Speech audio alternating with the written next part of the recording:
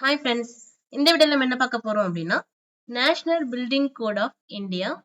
So அதில் bathroom ஆயிட்டு கண்டிப்பா 2.1 மீட்டருக்கு கீழே இருக்கக்கூடாது. மினிமம் 2.1 மீட்டராவது இருக்கணும்.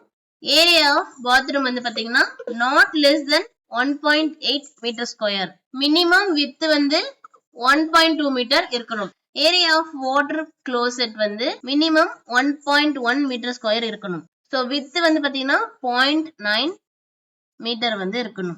In case bathroom plus water closet கம்பைண்டா இருக்கு அப்படின்னா அந்த கண்டிஷன்ல ஏரியா வந்து மினிமம் 2.8 மீட்டர் ஸ்கொயர் இருக்கணும். வித் வந்து பாத்தீங்கன்னா 1.2 மீட்டர் இருக்கணும். பாத்ரூம் அப்படின்னு எடுத்துக்கிட்டாலே மினிமம் வித் 1.2 மீட்டர் இருக்கணும். அதுக்கு கீழே இருக்கக்கூடாது. ஸோ அதை தவிர்த்து பாத்ரூம்ல எக்ஸ்ட்ரா என்னென்ன டீடைல்ஸ் இருக்கணும் அப்படின்னா ஏர் சர்க்குலேஷன் இருக்கிற மாதிரி பாத்துக்கணும். முடிஞ்ச அளவுக்கு பாத்ரூமுக்கு மேல நம்மளோட அடுத்த ஃப்ளோரோட பாத்ரூம் இருக்கிற மாதிரி இருக்கணும். ஸோ ரூம் இல்லாத மாதிரி பாத்துக்கணும்.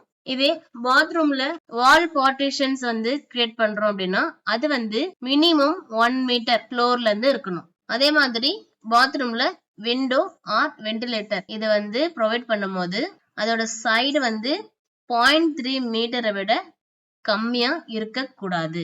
ஸோ டோட்டல் ஏரியா வந்து பாத்தீங்கன்னா 0.3 மீட்டர் ஸ்கொயர் விட கம்மியா இருக்கக்கூடாது. ஆஸ் எ டிசைனரா நமக்கு வந்து இந்தியன் ஸ்டாண்டர்ட்ஸ் தெரிஞ்சிருக்கணும்.